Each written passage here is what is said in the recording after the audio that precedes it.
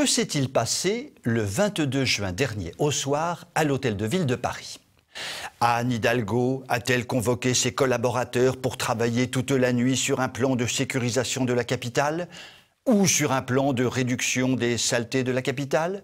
Ou sur un plan de circulation permettant aux Parisiens et aux Franciliens de circuler à peu près normalement dans la capitale? Oh, que non, ça poursuit ma bonne dame. Ah non! Anne Hidalgo n'a pas passé sa soirée et sa nuit du 22 juin dernier à l'Hôtel de Ville sur ces sujets, ou sur tant d'autres, permettant de rendre aux Parisiens la vie plus facile. En fait, elle a ouvert les magnifiques salons de réception du magnifique Hôtel de Ville de Paris à un événement d'une importance exceptionnelle que nous nous réjouissons d'avoir payé par nos impôts.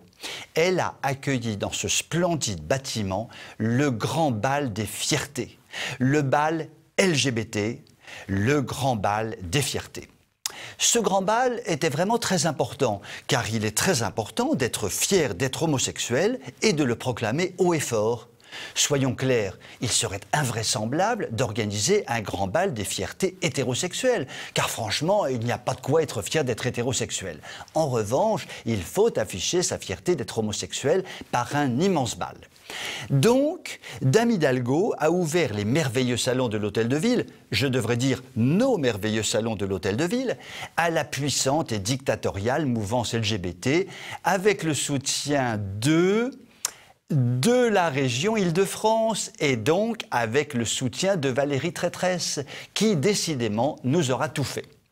Évidemment, les grandes autorités religieuses et morales, qui sont pour la puissante mouvance LGBT les ennemis à abattre le plus vite possible, n'ont pipé mot sur cette soirée aberrante à tous égards. Leur soumission à cette dictature mondiale est totale, nous le savons. La morale de cette histoire est très simple.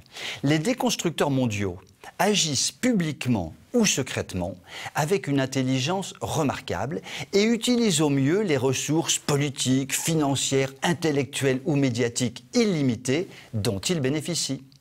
À l'inverse, ceux qui devraient leur être opposés se soumettent, se cachent, tremblent de peur à l'idée de les affronter. Ainsi donc, la mouvance LGBT gagne tous les combats de destruction qu'elle mène depuis des dizaines d'années et continuera à les gagner tant que ses adversaires agiront comme ils le font, c'est-à-dire tant qu'ils n'agiront pas. En Hongrie, le président Orbán a déclaré la guerre à cette mouvance et gagne combat sur combat. Il est donc possible de le faire, mais n'est pas Orbán qui veut. Vous pouvez m'écrire si vous le voulez. À très bientôt.